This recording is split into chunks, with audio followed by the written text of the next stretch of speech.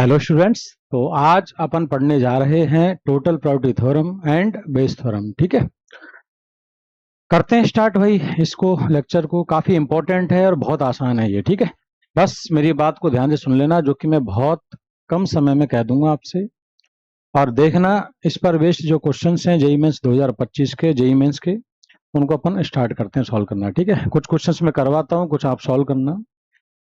तो सबसे पहले कंडीशनल प्रोबेबिलिटी से स्टार्ट करते हैं। ठीक है, कंडीशनल प्रोबेबिलिटी क्या होती है कि जैसे दो इवेंट है ए और बी। इवेंट ए की प्रोबेबिलिटी हमें चाहिए जबकि बी इवेंट ऑलरेडी हो चुका है। ठीक है, तो probability of event A when B has occurred already, तो इसको लिखने का तरीका है पी ए अपॉन बी।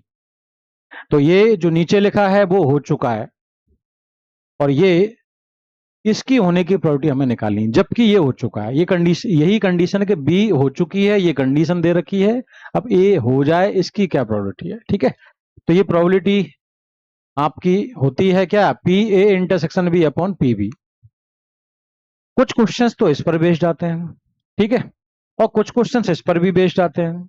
यानी इसी को आप ऐसा भी तो कह सकते हैं कि क्या हो गया, बी इवेंट हो चुकी है, तो आप देखा जाए जो हो चुका है, अब देखा जाए तो वही सैंपल स्पेस है और उसी में से ए होगा, क्योंकि जो हो चुका है मतलब उसके बाहर तो कुछ होगा नहीं। जैसे फॉर एग्जांपल मैं आपसे कहूं कि मैंने एक डाई को थ्रो किया, तो आपको पता है सैंपल स्पेस में क्या आएगा, 1 2 3 4 5 6। अब मैं आपसे कहूं कि यार सर, हमने डाई को थ्रो किया और हमें पता चला कि उस पर ऑड नंबर आया है। क्या नंबर आया है, ऑड नंबर। तो जो हो चुका वो क्या है, ऑड नंबर आया, दैट इज 135 में कुछ आया होगा। अब मैं चाहता हूं कि सर इसकी क्या प्रोबेबिलिटी है, इसकी क्या प्रोबेबिलिटी है कि नंबर प्राइम नंबर आया हो। अब प्राइम नंबर कौन कौन है, देखो, तो मैं यही समझाना चाह रहा था। वैसे तो प्राइम नंबर कौन कौन है, 2 3 5। वैसे हमारे प्राइम नंबर कौन कौन है, 2 3 5, तीन प्राइम नंबर है। मैं कह रहा हूं रिड्यूस्ड प्रोबेबिलिटी, मतलब इस कॉन्सेप्ट से अगर मैं समझाऊं तो देखना, समझना। क्या इवेंट थी, डाई को थ्रो किया, क्या हो गया, ऑड नंबर आया है। तो देखा जाए ऑड नंबर आया तो टोटल जो पॉसिबिलिटीज हैं वो यही है ना, क्या इन तीन में से कुछ आया होगा, 135। हम क्या चाहते हैं, जो चाहते हैं वो ऊपर लिख देना। यानी टोटल केस कितने हुए, ऑड में से कुछ आया है। फेवरेबल क्या है कि प्राइम नंबर आना चाहिए, तो प्राइम नंबर कौन कौन है इसमें, 3 और 5। तो फेवरेबल टू, ये आपकी प्रोबेबिलिटी हो गई किसकी, इवेंट ए की, when B has occurred already. और इवेंट ए क्या है, इवेंट ए क्या है, प्राइम नंबर आना चाहिए जबकि ऑड नंबर ऑलरेडी आ चुका है। आया समझ में, ये है, ये हमने इस तरीके से किया। आप इससे भी कर सकते हैं, कैसे कि probability of A intersection B upon probability of B. B मतलब ऑड नंबर, ऑड नंबर बोले तीन फेवरेबल हैं, टोटल हैं 6 सैंपल स्पेस में। ए इंटरसेक्शन बी, ए क्या है, प्राइम नंबर। अब इसमें प्राइम नंबर कौन कौन है सैंपल स्पेस में, 2 3 5। ए इंटरसेक्शन बी मतलब कॉमन क्या क्या है, 3 और 5। तो फेवरेबल कितने हैं ए इंटरसेक्शन बी में, 2। तो प्रोबेबिलिटी क्या बनी ए इंटरसेक्शन बी की, 2/6। तो वही 6 कट जाएगा, 2/3 आएगा।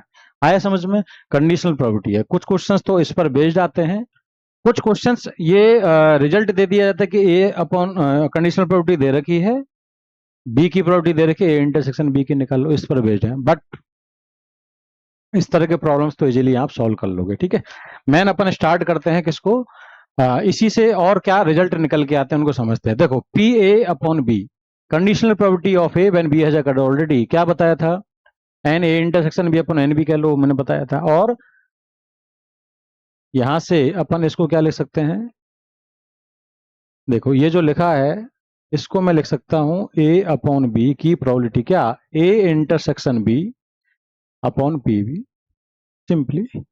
अच्छा, यहां से अगर मैं गौर से देखूं तो पी ए इंटरसेक्शन बी, ये कितना निकल के आएगा, ये इससे मल्टीप्लाई हो जाएगा, यानी P B into P A upon B. ठीक है, अब ये तो जो मैंने लिखा है ना, इसको है ना आप कॉन्सेप्चुअली समझो कि कहना क्या चाह रहा है। देखो, पी ए इंटरसेक्शन बी का क्या मतलब है, इवेंट ए और इवेंट बी दोनों साइमल्टेनियसली अकर हो। कई बार ऐसा होता है कि एक साथ नहीं होती हैं, एक एक करके होती हैं इवेंट। जैसे समझाता हूं, दो इवेंट है ए और बी, मैं चाहता हूं दोनों हों।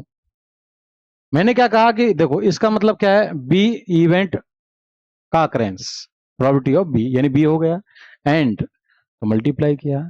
अब क्या है बोले सर, बोले अब बी हो चुका है, अब बी हो चुका है, अब ए हो जाए, तो यही है कंडीशनल। तो ए और बी मुझे दोनों इवेंट का अकरेंस चाहिए था, ठीक है। तो मैंने कहा पहले बी हो गया एंड अब बी हो चुका है, बी हो जाए। तो देखो दोनों इवेंट हो चुके हैं, बस ऑर्डर में हुई है, पहले बी फिर ए। ये लिखने का तरीका है, इसी को हम क्या कहते हैं, मल्टीप्लिकेशन थ्योरम, ठीक है। यहां से अगर हम ऐसे कहें कि पी बी अपॉन ए होता तो क्या लिखते हैं, बोले P B intersection A upon probability of A. तो यहां से बी इंटरसेक्शन ए कहें या ए इंटरसेक्शन बी, बात तो एक ही है। ए इंटरसेक्शन बी की प्रोबेबिलिटी क्या थी, पी ए इधर मल्टीप्लाई हो जाता, P A into P B upon ए।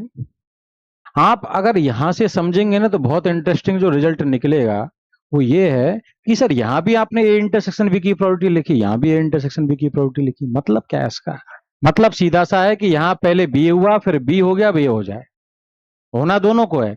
यहां पे ए और बी दोनों का अकरेंस चाहिए, पहले इवेंट ए का अकरेंस इनटू अब ए हो चुका है तो बी हो जाए। समझ गए आप, ऑर्डर मैटर करता है, यानी पहले ए हो रहा है कि बी हो रहा है, उसके अकॉर्डिंग अपन दोनों को देख सकते हैं, ठीक है। तो ए इंटरसेक्शन बी को आप ऐसा भी लिख सकते हैं और ऐसा भी लिख सकते हैं, दोनों मैंने बता दिए, ठीक है। बढ़ते हैं आगे, छोटी छोटी बातें हैं, देखना क्वेश्चन आ जाएंगे। अब आते हैं अपन डायरेक्ट टोटल प्रोबेबिलिटी थ्योरम पर। टोटल प्रोबेबिलिटी थ्योरम क्या है, इसको समझ लेते हैं।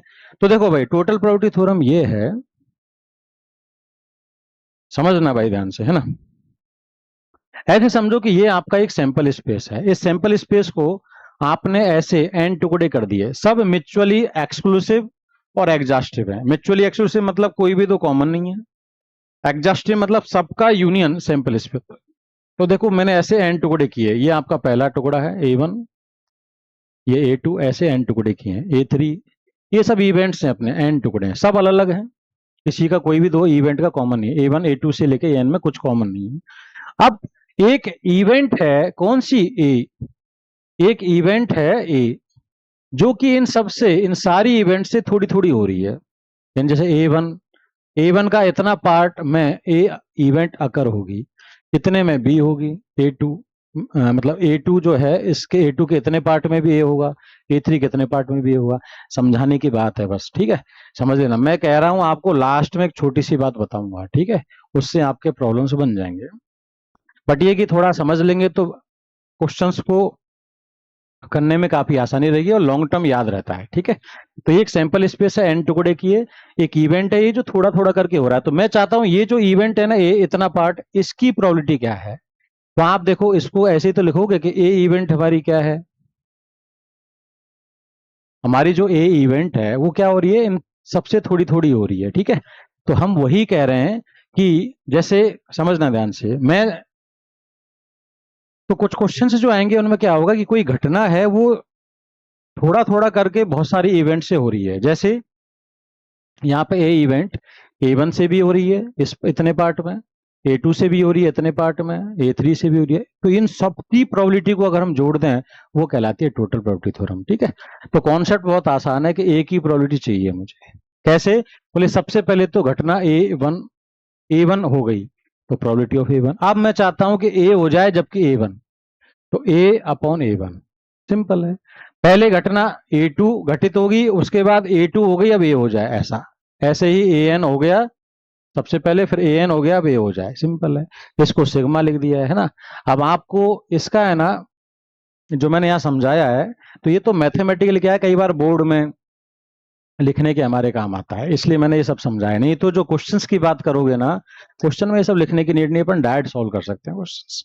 कैसे, कॉन्सेप्चुअली कैसे, कि घटना ए मैं कहूंगा या तो A1 से होगी या A2 से या A3 से, तो सबसे अलग अलग होगी, तो सबको अलग अलग प्रोबेबिलिटी ऐड कर दो, इसी को कहेंगे टोटल। कैसे, कि सबसे पहले A1 इवेंट हुई, फिर A1 हो चुकी है तो ए हो जाए, ए अपॉन A1 कंडीशनल।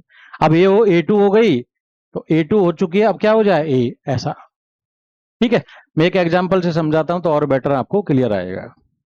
इसी में समझना बेस थ्योरम क्या है ना, पहले आप बस कॉन्सेप्ट समझ लो, क्वेश्चंस के थ्रू एकदम क्लियर हो जाएंगी चीजें। बेस थ्योरम क्या है, सेम कॉन्सेप्ट है यही, यानी वही एन इवेंट्स हैं A1 A2 से लेके AN, उन्हीं में से इवेंट ए हो रही है। अब बेस थ्योरम क्या है, कंडीशनल प्रोबेबिलिटी से आता है बेस थ्योरम, ठीक है। क्या, कि ए इवेंट हो चुकी है, यानी हमें पता चल गया कि ए घटना घटित हो चुकी है। अब बोले ये ए इवेंट ए आई जो है, ए आईथ इवेंट उससे हुई हो, इसकी क्या प्रॉपर्टी है। मतलब ए आई मतलब मान लो यहाँ पे कहीं ए आई होगा, उससे हुई हो उसके क्या चांस हैं। तो कुछ नहीं है, आपको क्या करना है कि नीचे तो वही जो हमने लिखा है ना, ये टोटल प्रॉपर्टी थ्योरम, यही उठा के लिख देना है जो हो चुका है। मतलब इसको आप क्या लिखोगे, इसको ऐसे तो लिखोगे probability of A I intersection A upon probability of A, simple. तो क्या हो चुका है, ए इवेंट, तो वो तो हमने बताया था अभी, क्या टोटल प्रोबेबिलिटी थ्योरम लिखी है हमने यहाँ, देखो ये रही, इसी को सिग्मा में लिखा है तो वो यहाँ लिख दिया है। अब हम क्या चाहते हैं कि ए और ए आई दोनों हो, यानी ए हुआ हो ए आई से, तो हम कहेंगे पहले ए आई हो गया, अब ए अपॉन ए आई, कंडीशनल के ए आई हो चुका है, अब ए हो जाए। तो वही आपकी टोटल प्रोबेबिलिटी थ्योरम में जो भी टोटल प्रोबेबिलिटी थ्योरम लिखोगे नीचे, उनमें से जिन जिन पार्ट से हम चाहते हैं कि इवेंट ए हुई हो, उसको उठा के ऊपर लिख देना, ठीक है। मैं अगेन बता रहा हूँ, हो सकता है कुछ बच्चों को आप में से लग रहा होगा कि सर ये क्या चल रहा है। अभी मैं क्वेश्चंस लूंगा ना, आपको लगेगा कि ये तो बहुत इजी प्रोसेस है, बहुत इजीली क्लियर हो रहा है, ठीक है। बस थोड़ा सा पेशेंस रखो, वेट रखो, वेट करो, क्वेश्चंस पे आते हैं। आ गया भाई क्वेश्चन, करते हैं स्टार्ट। देखो क्वेश्चन रीड कर लो सब लोग, क्या कह रहा है। Bag 1 contains 4 white balls 5 black balls. एक बैग है बैग 1, उसमें 4 व्हाइट 5 ब्लैक बॉल्स है, और बैग 2 में क्या है, एन व्हाइट बॉल्स है, एन, और 3 ब्लैक बॉल्स हैं, ठीक है। आगे क्या कह रहा है, 1 ball is drawn randomly from bag 1। देखो हमने क्या किया, एक बॉल निकाली रैंडमली बैग 1 में से, एक बॉल निकाली, and transfer to bag two. एक बॉल कोई सी भी निकाल ली, चाहे ब्लैक हो चाहे व्हाइट हो, निकाली और बैक टू में ट्रांसफर कर दिया, ठीक है भाई।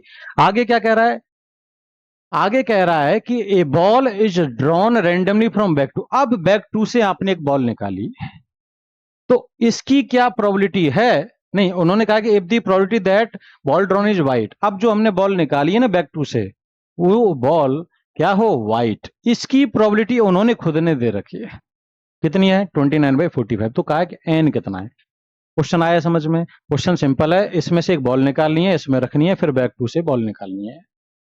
हम क्या चाहते हैं कि वो बॉल व्हाइट है, समझ गए। तो जब आपसे कोई कहे कि यार हम जो प्रोसेस कर रहे हैं उसमें ये काम हो रहा है, अब हमें पता है व्हाइट बॉल देखो दो तरीके से हो सकती है। कैसे, यार यहां से जब मैंने कहा कि एक बॉल निकालनी है यहां रखनी है, तो वो या तो व्हाइट होगी या ब्लैक होगी। तो मैंने दो केस बनाए, पहली बॉल या तो व्हाइट होगी या फिर ब्लैक होगी। अगर पहली बॉल व्हाइट हुई तो इसमें पुट कर दी, तो व्हाइट कितनी हो जाएंगे, एन पहले से ही थी, एक व्हाइट और हमने पुट कर दी, तो n+1 व्हाइट हो गई, 3 ब्लैक बॉल। अगर यहां से हमने जो बॉल निकाली वो ब्लैक है, तो ब्लैक पहले कितनी थी, 3, अब कितनी हो जाएंगी, 4, व्हाइट तो है नहीं रहेंगी। दो काम है कि नहीं है। तो आपका प्रोसेस बताओ क्या है। आपका काम है कि आप चाहते हैं प्रोबेबिलिटी ऑफ व्हाइट बॉल, मतलब सेकंड जो बॉल है, सेकंड बैग से जो बॉल आएगी वो व्हाइट आए, इसकी क्या चांस है। तो आप क्या कहोगे, आप सिंपल सी एक बात कहोगे सर, क्या कि पहली बॉल देखो दो प्रोसेस क्या है, पहले बैग 1 में से एक बॉल निकाली, इसमें रख दी, फिर इसमें से बॉल निकाली, तो दो काम हो रहे हैं हमारे।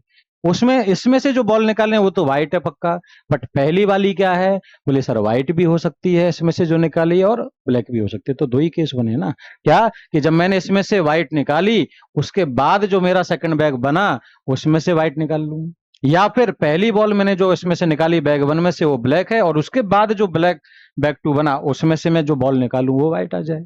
तो वही लिखा है मैंने, क्या मुझे चाहिए, क्या व्हाइट बॉल। कैसे कैसे, बोले आप ऐसे समझो कि पहली बॉल आपकी व्हाइट है बैग 1 से, उसके बाद सेकंड बॉल जो बैग 2 से निकालोगे व्हाइट होगी, या फिर पहली बॉल ब्लैक है फर्स्ट बैग से, उसके बाद व्हाइट आ जाए, सिंपल है। अब लिखने का तरीका है ये, क्या ये जो लिखा है ऊपर, इसको आप ऐसा भी कह सकते हैं, पी व्हाइट एंड व्हाइट, इसका मतलब है पहली ball white second ball white, ऐसा ये ऑर्डर लिखा है मैंने, ठीक है। व्हाइट व्हाइट मतलब पहली व्हाइट दूसरी व्हाइट। तो देखो आप पहले यहां से बॉल निकालोगे, व्हाइट आए, इसके क्या चांस हैं, टोटल कितनी है 4, व्हाइट कितनी है 4, और टोटल कितनी है 9। तो व्हाइट आए पहली बॉल, उसके चांस क्या है 4/9, 4 व्हाइट है फेवरेबल, टोटल कितनी है 4 और 5 9, 9 में से कुछ भी आ सकती है। एंड फिर बैग ये बनेगा, व्हाइट निकालेंगे, इसमें रख दी, तो इसमें से मुझे व्हाइट बॉल चाहिए, तो टोटल बॉल कितनी है n+1+3 n+4, तो टोटल तो n+4 में से कुछ भी आ सकती है, लेकिन मैं चाहता हूं कि वाइट आए, तो उसके चांस क्या है? बोले n+1 जो वाइट है उनमें से कोई बॉल आनी चाहिए। तो प्रोबेबिलिटी क्या हुई? n+1 upon this. आया समझ में? या फिर प्लस कर देंगे, क्या पहली बॉल ब्लैक आ जाए। सिंपल है कि नहीं है? पहली बॉल ब्लैक आ जाए तो यहां से ब्लैक आए, उसके क्या चांस हैं?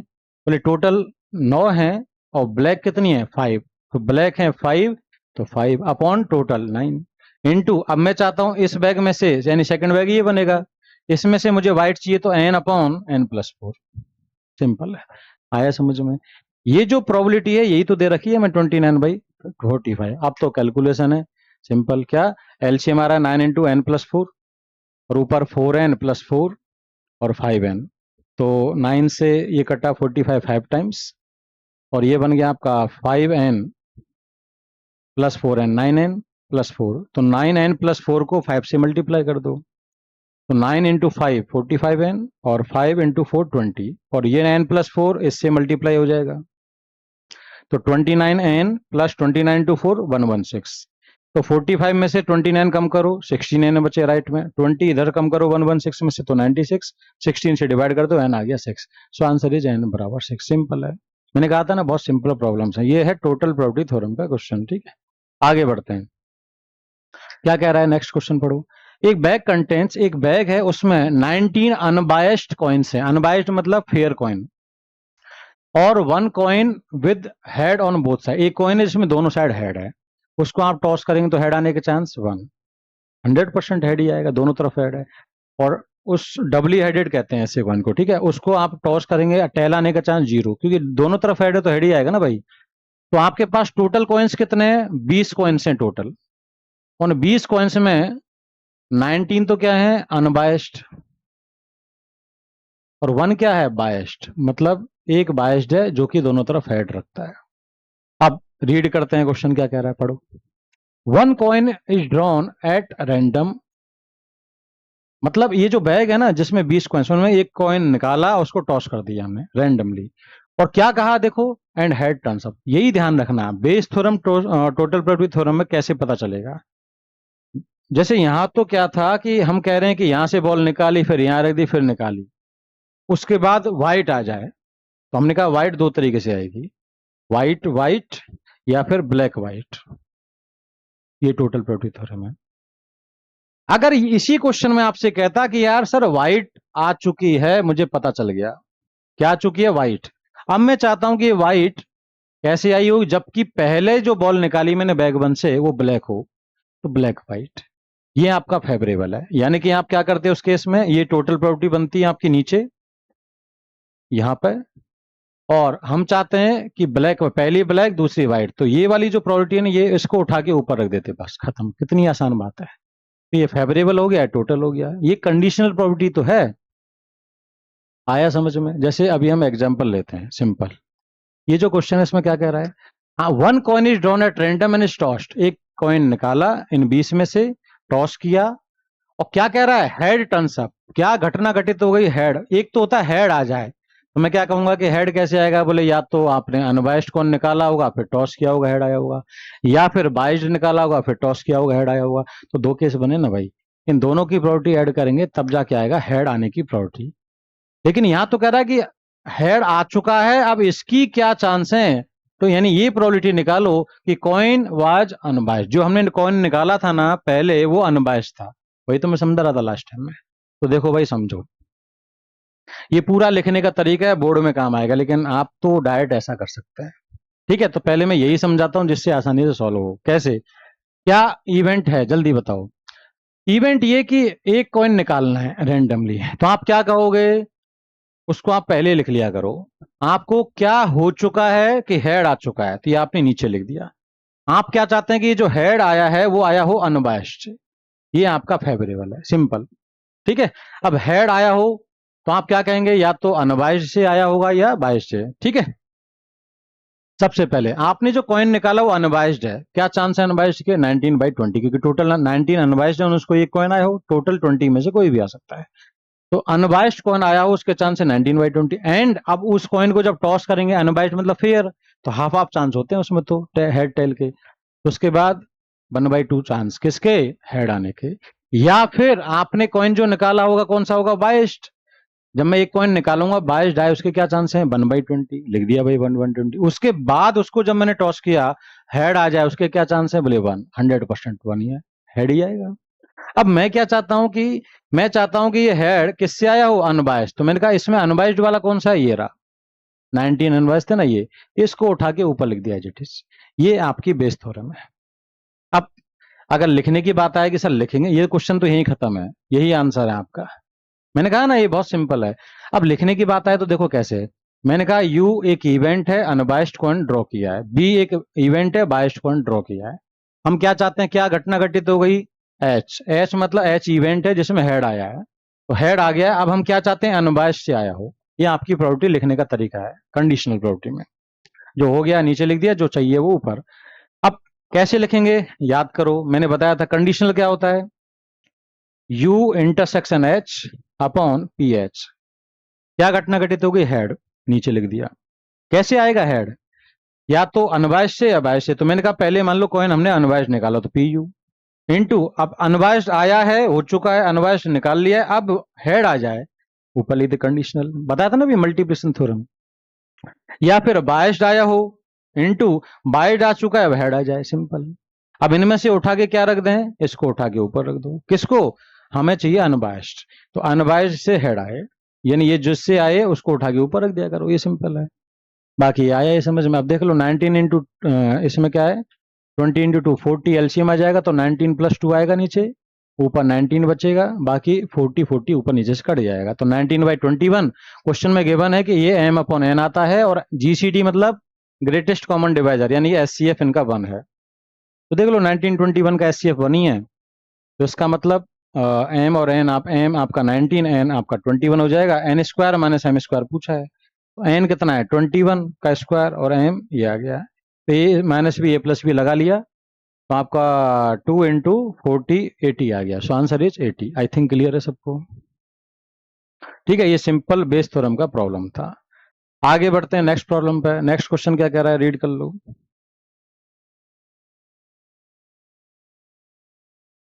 हाँ भाई, क्या कह रहा है, देखो ये थोड़ा अच्छा प्रॉब्लम है। क्या कह रहा है, सिंपल है एकदम, लेकिन इंटरेस्टिंग है। क्या कह रहा है, गिवन 3 आइडेंटिकल बैग्स, 3 बैग हैं आइडेंटिकल, ये बैग 1, ये बैग 2, ये बैग 3, और उनमें दे दिया है हर बैग में कितनी बॉल है, 10। पहले बैग में रेड बॉल है 3, ब्लू है 2, ग्रीन है 5। ऐसे ही बैग 2 में रेड है 4, ब्लू है 3 और ग्रीन है 3, और बैग 3 में ये बॉल्स दे रखी हैं अपन को। ठीक है, एक्सपेरिमेंट समझो क्या कर रहा है। A person chooses a bag at random, एक पर्सन है उसने रैंडमली एक बैग चूज किया, निकाला, and takes out a ball. Randomly मान लो किसी ने एक बैग सेलेक्ट कर लिया, बैग 1, बैग 2, बैग 3, किसी में से कुछ भी सेलेक्ट कर सकता, तो बैग कोई भी बैग सेलेक्ट किया जा रहा रैंडमली, और सब आइडेंटिकल है, एक जैसे हैं, बस बैग 1 बैग 2 यानी कि नंबरिंग अलग अलग कर रखी है।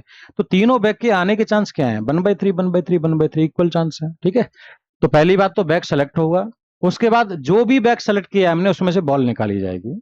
ठीक है, और वो क्या कह दिया, इफ बॉल इज रेड, कह दिया ना भाई कि बॉल आई रेड, यानी घटना घटित हो गई रेड। अब ये बॉल जो रेड आई है वो फर्स्ट बैग से आई हो, इसकी प्रोबेबिलिटी है पी। रेड आई बैग 1 से आई हो, इसकी चांस क्या है, पी। तो यानी बेस थ्योरम का क्वेश्चन है। तो देखो, अगर मैं डायरेक्ट लिखना चाहूं तो डायरेक्ट लिख सकता हूं, पी आपकी प्रोबेबिलिटी है क्या, बहुत सिंपल है समझना। पी आपकी प्रोबेबिलिटी क्या, कि क्या हो गया, बोले रेड आई सर, रेड आई, कहां से आई रेड, पहले बैग से। अब देखना पहला काम क्या था, आप बैग सेलेक्ट करना। पहला अब देखना मैं नीचे लिख रहा हूं रेड आने के चांस, पहले मैंने बैग सेलेक्ट किया पहला वाला, 1/3 चांस है, एंड मल्टीप्लाई कर दिया क्या, उसमें बैग सेलेक्ट करके रेड बॉल आए, टोटल तो 10 में से कुछ भी आ सकता है, हम चाहते हैं रेड आए, तो 3/10 प्रोबेबिलिटी हो गई रेड आने की। या फिर बैग 2 सेलेक्ट करोगे, बैग 2 सेलेक्ट करने के चांस 1/3, उसके बाद रेड आ जाए 4, टोटल है 10, तो 4/10। या फिर बैग 3 सेलेक्ट करोगे, बैग 3 कितनी रेड है, 5, 5 रेड है इसमें, तो 5 बैग 3 सेलेक्ट हुआ, और उसके बाद बॉल आ गई। हम क्या चाहते हैं कि बैग 1 से आई हो रेड, तो बैग 1 ये जो है ना, इसको उठा के ऊपर रख दो, सिंपल। ये आपकी पी प्रायोरिटी हो गई। ये मैंने डायरेक्ट लिख दिया, बाकी देखो लिखने का तरीका देख लो। हम क्या चाहते हैं, रेड आए, लेकिन ये रेड किससे आए, ये रेड आए सर बैग 1 से, तो रेड आने के chance, red from bag one ऐसे लिख लिया। अब देखना, रेड या तो पहले से आएगी, दूसरे से, तीसरे, ये टोटल है, टोटल प्रॉपर्टी तो है नीचे, और हम चाहते हैं फर्स्ट से, उसको ऊपर लिख दो। अब लिखने का तरीका बता रहा हूँ, बोर्ड में भी काम हो जाएगा। पहला बैग सेलेक्ट हुआ, पहला बैग सेलेक्ट हुआ, फिर रेड आ जाए, या फिर दूसरा बैग सेलेक्ट हुआ, बोले दूसरा सेलेक्ट हो गया, अब रेड आ जाए, या फिर तीसरा सेलेक्ट हुआ और तीसरा सेलेक्ट हो गया, रेड आ जाए। ये है आपकी टोटल प्रॉपर्टी। हम चाहते हैं कि ये फर्स्ट बैग से आई है, उसको उठा के ऊपर रख दिया। ये लिखने का भी तरीका बोर्ड के लिए भी हो गया आपका काम। ठीक है, ये मैंने पूरा प्रोसेस से समझाया। सिंप्लीफाई करेंगे, 3/12, पी आ गया 1/p। इसके बाद क्या कह रहा है, 1/4 आ गया। इसके बाद कह रहा है क्यू। क्यू क्या है, बोले हमने बॉल जो निकाली ना, कोई भी रैंडमली बैग सेलेक्ट किया, उसमें से बॉल निकाली, बोले वो बॉल ग्रीन आ गई, और वो ग्रीन बैग 3 से आई हो, इसकी प्रोबेबिलिटी है क्यू। अगेन ग्रीन आ चुकी है, बैग 3 से आई है, तो ऊपर लिख देंगे। तो मैंने ये दोबारा यहाँ पे बैग लिख लिए, क्या क्या है। हम चाहते हैं क्यू मतलब ग्रीन आ जाए, ग्रीन आ चुकी है एक्चुअली, और वो बैग 3 से आई हो, इसकी प्रोबेबिलिटी क्या है, क्यू। तो ग्रीन कैसे आएगी, या तो बैग 1 से, बैग 2 या बैग 3 से। पहले बैग 1 सेलेक्ट हुआ, 1/3, उसमें से ग्रीन आ जाए 5/10, भाई ग्रीन 5 है, टोटल 10 है। या फिर बैग 2 सेलेक्ट होगा 1/3 से, उसमें से ग्रीन आ जाए 3/10। या फिर बैग 3 सेलेक्ट होगा, उसमें से ग्रीन आ जाए 4/10। हम क्या चाहते हैं, तीसरे से आई हो, तो तीसरे को उठा के यहाँ रख दिया। सिंपल है, क्लियर है कि नहीं है। तो ये आ गया 1/3। आपसे पूछा है 1/p, 1/q। 1/p आया था हमारा, p आया था 1/4, रेसिप्रोकल करेंगे तो 4 आ जाएगा। q आया है आपका 1/3, रेसिप्रोकल करेंगे 3 आ जाएगा। तो आंसर इज 7। इसका आंसर होगा 7। आई थिंक क्लियर है सबको। नेक्स्ट, नेक्स्ट देख लो भाई क्या कह रहा है। ठीक है, बहुत देखो प्रॉब्लम बहुत आसान आते हैं इसके, बहुत इजीली, मतलब ये मान लो कि 2 स्टेप में क्वेश्चन हो रहे हैं। ठीक है, बाकी तो कैलकुलेशन। क्या कह रहा है, देखो 2 balls are selected at random 1/1 without replacement from a bag containing. एक बैग है, उसमें 4 व्हाइट और 6 ब्लैक बॉल है। ये बैग 4 व्हाइट 6 ब्लैक बॉल, इसमें से 2 बॉल निकालनी है एक एक करके विदाउट रिप्लेसमेंट। एक निकाली, फिर वापस नहीं रखनी है, फिर बचे हुए में से और निकालनी। जैसे इनमें से मैं कहूँ 10 में से कोई भी एक बॉल निकाल ली, 10 तरीके, एंड फिर बची कितनी, 9, उनमें से कोई भी एक और निकाल लो तो 9 तरीके, यानी टोटल तरीके होंगे 2 बॉल 1/1 विदाउट रिप्लेसमेंट के 90 तरीके। क्लियर हुआ। अब आते हैं, आगे बढ़ते हैं। क्या कह रहा है, वो कह रहा है कि if the probability that first ball selected is black given that second selected ball is black. Given that आप समझ गए क्या, कि सेकंड ब्लैक, ये गिवन है। अब फर्स्ट भी ब्लैक हो, इसकी क्या प्रोबेबिलिटी है। सेकंड ब्लैक गिवन है और फर्स्ट भी ब्लैक हो, इसकी क्या, तो कंडीशनल प्रोबेबिलिटी हो गई ना भाई। सेकंड ब्लैक है, अब मतलब 2 बॉल निकाली, सेकंड ब्लैक पता है, पहली का नहीं पता, तो क्या बनेंगे पहली के चांस, कि पहली ब्लैक दूसरी ब्लैक, या फिर पहली व्हाइट दूसरी ब्लैक। हम क्या चाहते हैं कि सेकंड तो ब्लैक है ही, पहली भी ब्लैक हो, सिंपल है, वही लिखा है यहाँ पे। मैंने थोड़ा इवेंट वगैरह लिख के बता दिया, बोर्ड में भी अगर लिखना चाहें तो ऐसे लिख सकते हैं। क्या, एक ई और एफ 2 इवेंट ले ली। ई क्या है, पहली ब्लैक बॉल, और एफ क्या है, सेकंड ब्लैक बॉल। तो क्या इवेंट हो चुकी है सेकंड, गिवन दैट मतलब जो हो चुका है, तो सेकंड बॉल ब्लैक आ चुकी है, हम चाहते हैं फर्स्ट भी ब्लैक हो। कंडीशनल प्रोबेबिलिटी लगाई, ई इंटरसेक्शन एफ। इसका लिखने का मैंने तरीका बताया था अभी। क्या बताया था, ई इंटरसेक्शन एफ का। ई पहले क्या होगा, पहली बॉल निकलेगी, तो पी पहली ब्लैक आई, एंड अब हम चाहते हैं, बोले पहली तो ब्लैक आ चुकी है, सेकंड भी ब्लैक हो, ऐसा। अपॉन में बोले टोटल वही क्या, कि जैसे मैंने लिखा है पहली ब्लैक और दूसरी ब्लैक, उसके बाद में पहली वाइट दूसरी ब्लैक। ये क्लियर है कि नहीं है। तो ये मैंने इन शॉर्ट लिख दिया है शब्दों में। देखो हमारा क्वेश्चन अगर सॉल्व करना है बोर्ड में, तब तो पूरा प्रोसेस से लिखना पड़ेगा, लेकिन जेई की बात कर रहे हैं तो वहां तो भैया तुरंत देखो ऐसे लिख के उड़ा दो क्वेश्चन। ये स्टेप आपका पहला है। अब सुन लेना ध्यान से, मैंने क्या कहा, पहली ब्लैक दूसरी ब्लैक, पहली ब्लैक, टोटल 6 ब्लैक हैं, टोटल 10 बॉल हैं, 6 में से कोई भी आ जाए ब्लैक और 10 में से कुछ भी आ जाए, तो प्रोबेबिलिटी क्या हो गई, 6/10। पहली बॉल ब्लैक आए एंड दूसरी भी ब्लैक है, दूसरी बॉल ब्लैक हो, इसके क्या चांस है, बोले अब एक ब्लैक निकाल चुके हैं तो 5 ब्लैक बची और टोटल 9 हो जाएंगी, 4 व्हाइट है। फिर से ब्लैक आ जाए तो 5 अपॉन टोटल कितनी है, 9। या फिर पहली हम चाहते हैं क्या, व्हाइट, तो टोटल 6 टोटल 4 वाइट हैं, तो 4 अपॉन टोटल कितनी है 10। तो पहली बॉल वाइट आए उसके चांस है 4/10 एंड फिर ब्लैक आए, ब्लैक आने के चांस क्या है 6/9। हम क्या चाहते हैं ब्लैक ब्लैक, कहाँ है ब्लैक ब्लैक है, ये रही, ये वाली उठा के ऊपर रख दिया है। तो ये आ गया 5/9, ये है m अपॉन n, क्वेश्चन में गिवन है m अपॉन n। हम चाहते हैं m और n का एचसीएफ 1 है, तो 5 और 9 को प्राइम नंबर ही है, m प्लस n निकालना है, तो इनको जोड़ दो, 5 और 9 कितने हो जाएंगे 14। So answer is 14।